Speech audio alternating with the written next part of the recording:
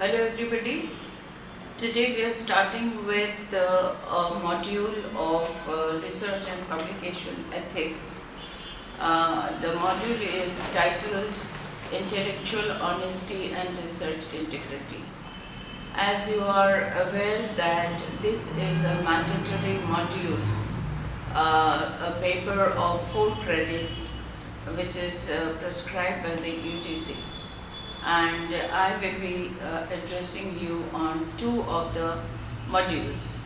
The first module today I present before you is the Intellectual Honesty and Research Integrity module. I would first like to address research integrity. Research integrity can be defined as the trustworthiness of research due to the soundness of its methods and the honesty and accuracy of presentation, which means that your research has to be completely trustworthy in the sense of its originality of ideas, originality of investigation, and originality of presentation. This was the draft Singapore statement which defined research integrity.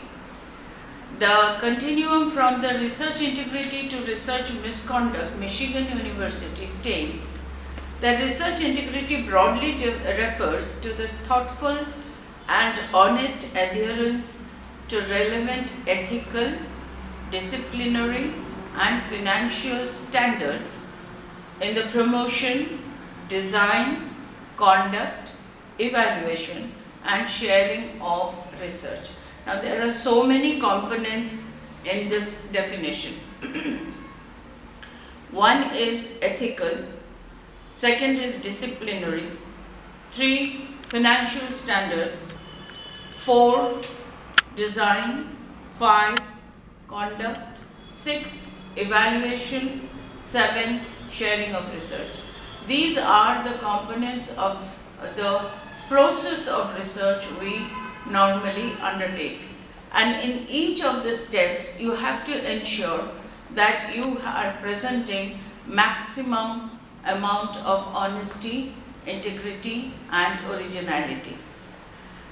The principles of research integrity are, again, honesty. Now, all of us, at least my generation, we have been taught that honesty is the best policy. In the present generation, this is not always so.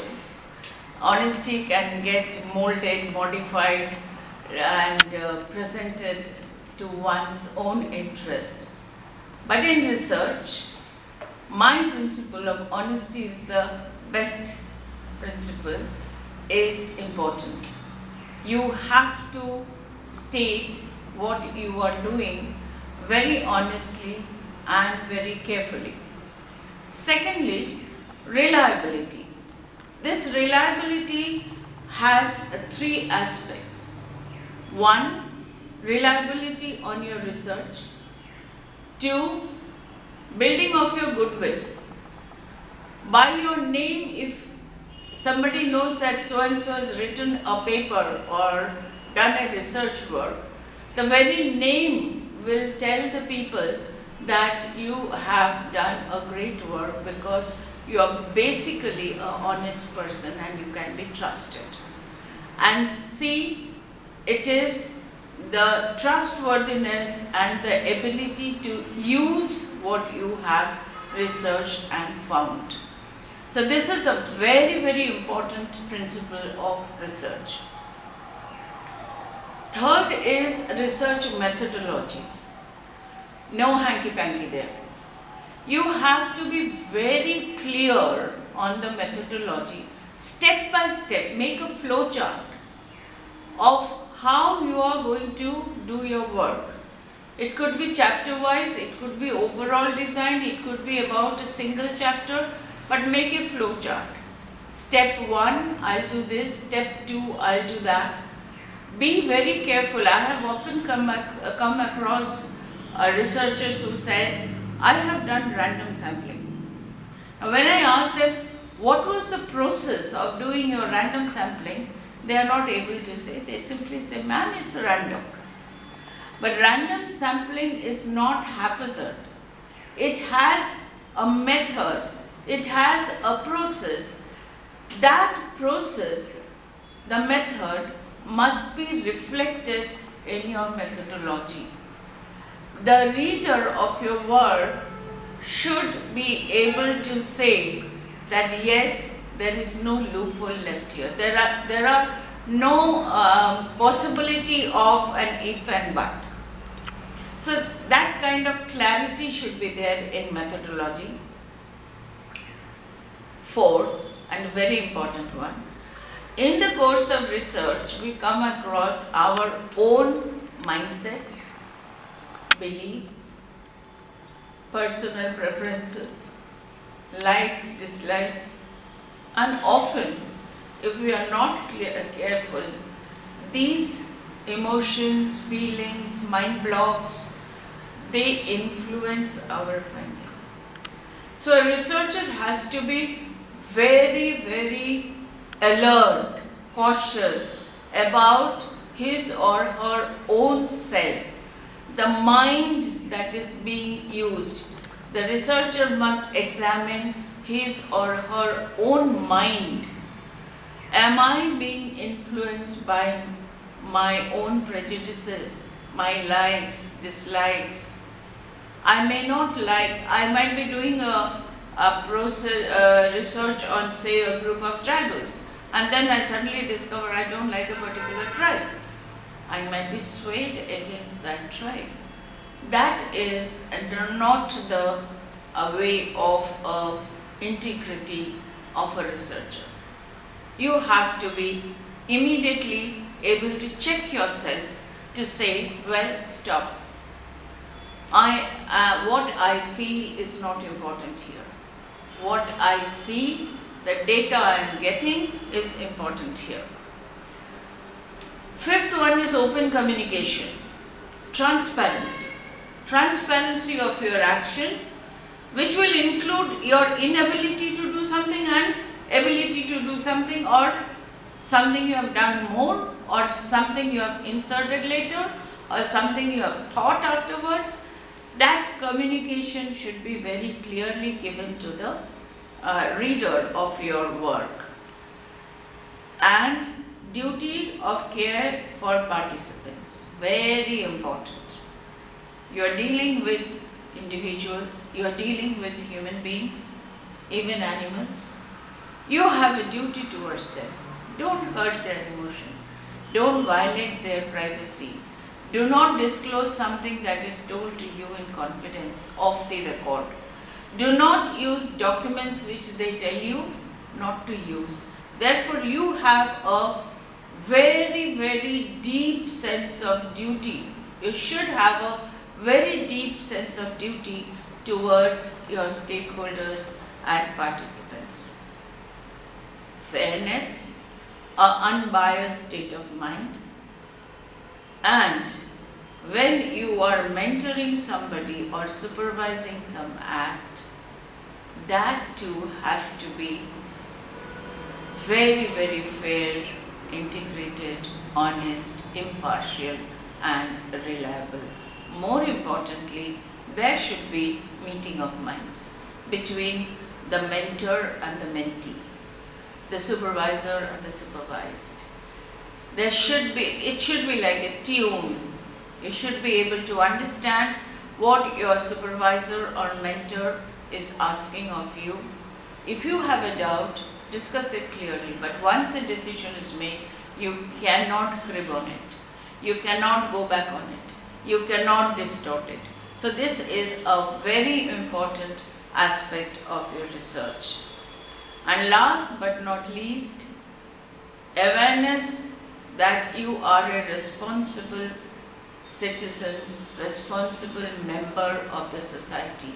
You cannot say or do anything that will hinder or interrupt or send a bad message to the society where you are living or working.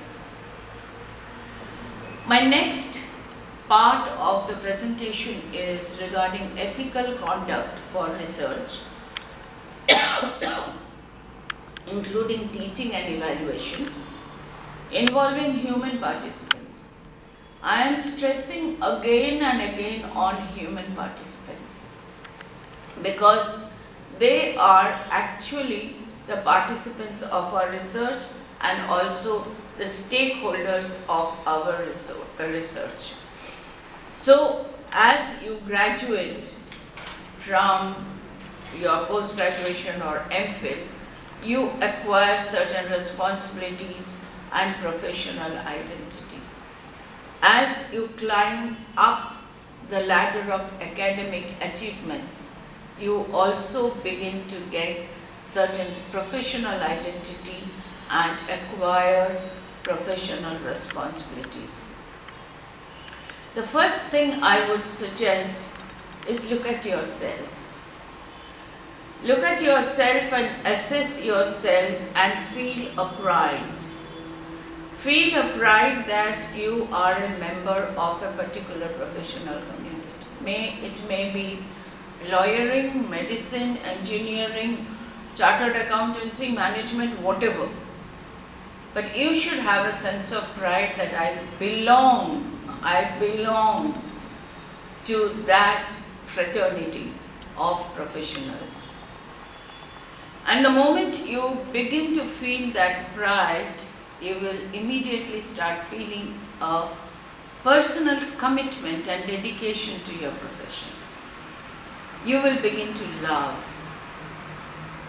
These two qualities or emotion of personal commitment and dedication comes from your love for the profession, your liking, enjoyment of what you are doing.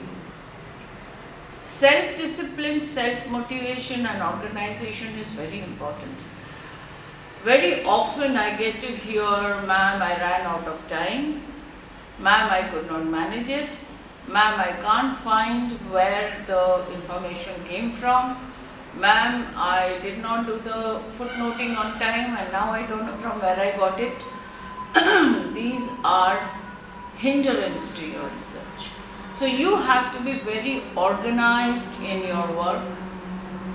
You have to classify and categorize your chapters, your work, your investigation, your modules. And very important, make a roadmap. This roadmap has two components. One, the time component, which I like to call time management. The other one is set the milestones. After so many days or after so many weeks or after so many months, I'm going to achieve this goal. If you're doing an analysis of, say, I'm a lawyer, so I can only talk about cases. Say you're doing an analysis of 1,000 cases and that forms a particular chapter in your work. So you could say, I'll take 6 months to do this, and by the end of 6 months, I will have the first draft of analysis ready. So you have managed your time, you have set a milestone, you are goal oriented, and then you are managing your time. This is important because you are not doing research alone. There are n number of other activities you have to carry on when you reach the stage of research. And for every activity, especially those who are working and doing the research, this is very important to divide your time into 3 compartments: your work, your personal and family time, and your research time. If you are not able to do or compartmentalize your time into these 3 categories and allot a certain amount of hours to that, you are going to end up not doing anything. You are going to end up telling your supervisor that, sorry, I couldn't reach my goal, I am not able to deliver. With the kind of technology we have these days, research has become very easy. Not like our days when you had to do everything manually. So it's easy to achieve your goals. If you say that I am not able to do it, that means that you are not able to manage your own time, and which is not telling well with your research. One thing to remember is when you're doing research, you're producing and disseminating new knowledge. A research which restates which is already there is not a research of high quality. It is redundant and we do not require it. From every aspect, when you are doing a research, you have to bring up a new aspect, introduce something new into the knowledge base. Otherwise, it is not research. It is restating but not research. Therefore, this is a very important part of your research. I often tell everybody, when you come to me with your research proposals, what is new in it? This is a very important aspect of research. And lastly, responsible and ethical conduct in academic enterprise. Academia is something like tangible property, you know. You can steal, you can sell, you can gift, you can throw away. You have to be very, very careful with the material that you are dealing with. And that is the basic bottom line of your research integrity. I'm going to address this specially for you because it is at the core. It underlines the entire endeavor of research. Number one, it is a responsible and ethical integrity. No cheating, no copying, no passing on material saying it's my own. That is against honesty. That goes against research integrity. So at the center of your research is the core value. Second, fair and respectful dissemination of research and scholarship. You might have to say some unpleasant things about something. Right now, we are going through a phase where a lot of unpleasant things are being said about the Supreme Court. We know the Prashant Bhushan case where he was caught up for contempt. Kunal Kamal is again being hauled up for contempt because they did not mince their word. Being fair and respectful in speaking and disseminating knowledge does not mean you have to be hypocrite. It means that you choose your words and language very carefully. Understand the implication of each word that you are using. Not only from the point of view of the speaker, but also from the point of view of the reader and the listener. What will the reader and listener make out of this particular sentence or statement? You may have to say some bad things. Probably you are going to say the government is not working. The implementary machinery is actually not there.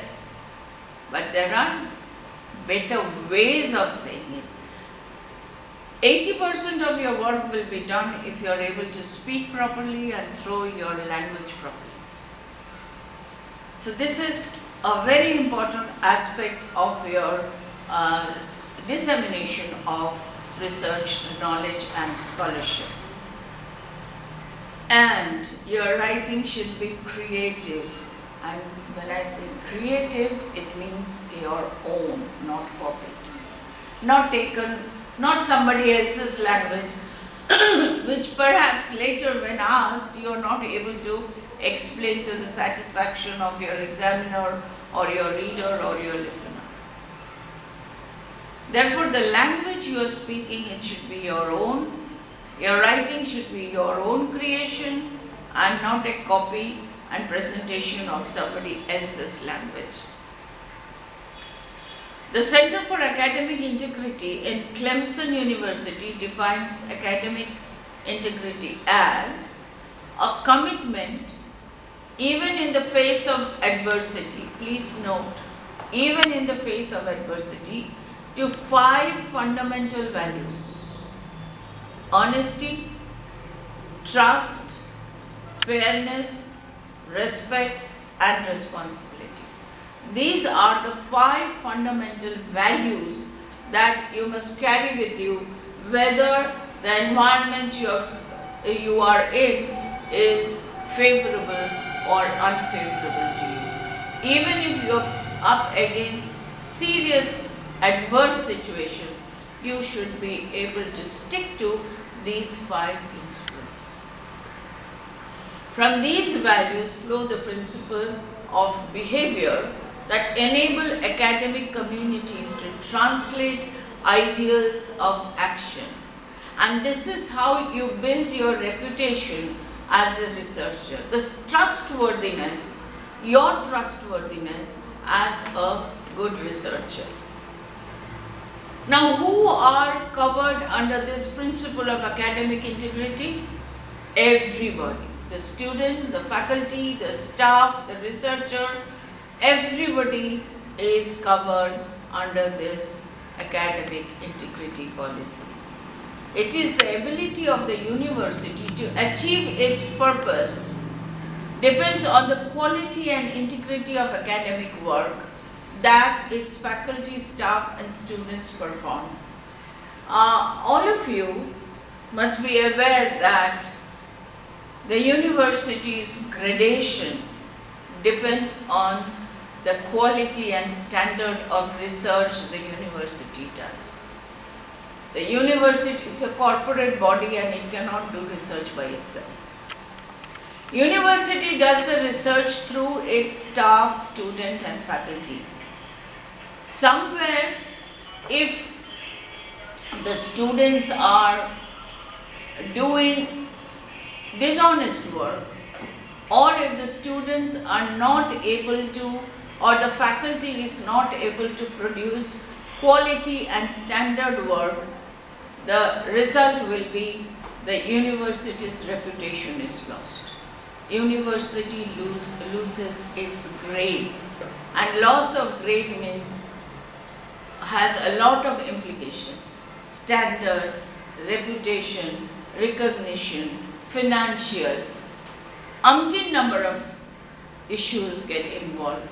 Therefore, it is the shoulder of the students, faculty, and staff that carry the grade and standard of a university.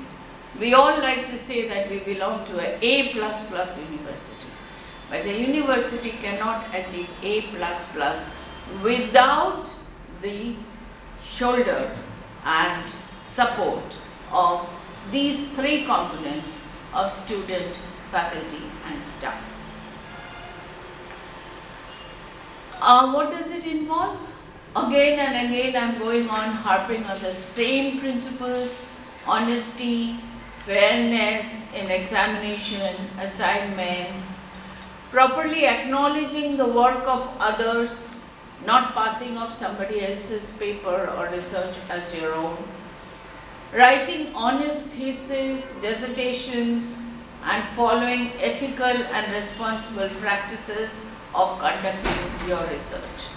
Very simple, nothing complicated. So long as you decide I am going to be very honest with my work and speak the truth, show the truth, reflect the truth, you have nothing to fear.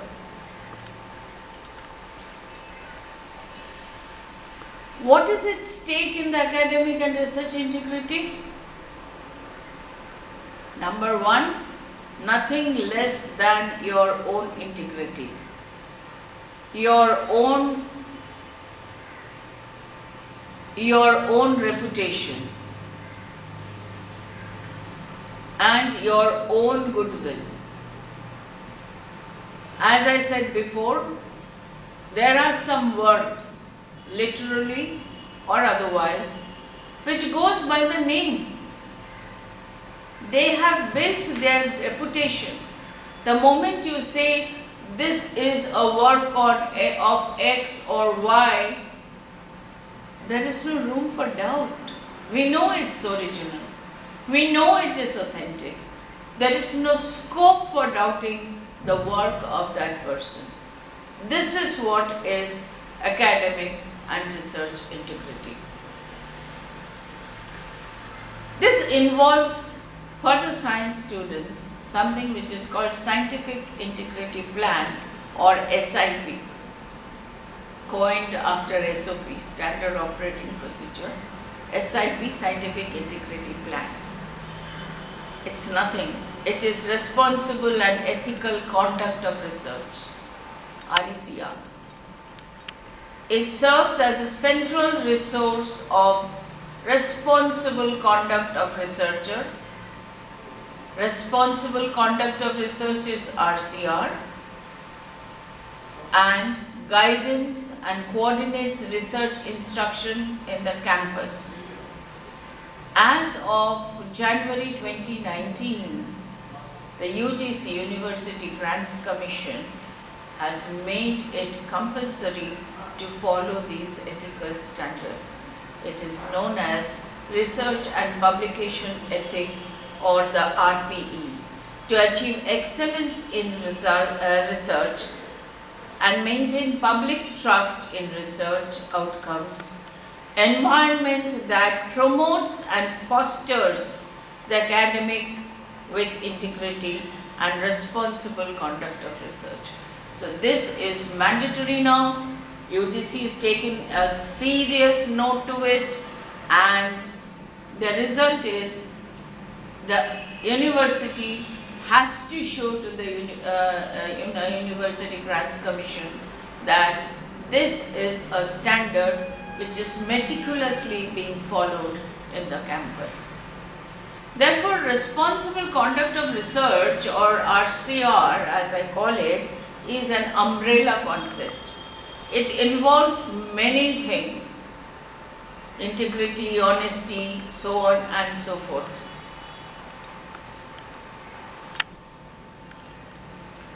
The code of major ethical principles is respect for persons. Again, your participants, your stakeholders, your supervisor, your subject of study.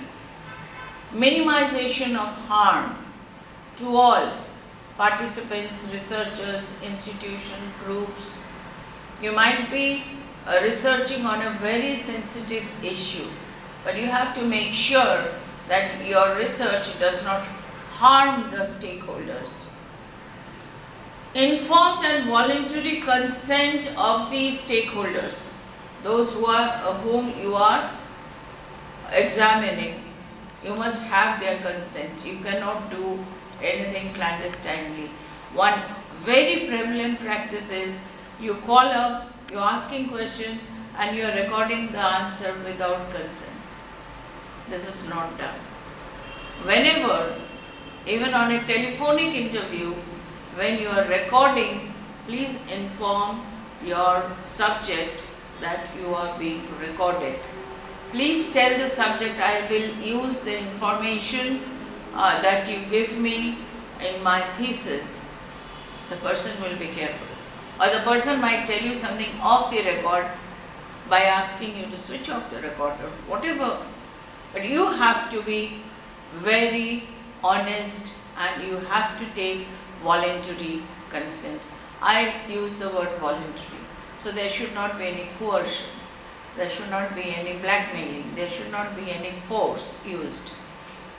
Privacy and confidentiality, we have already spoken earlier.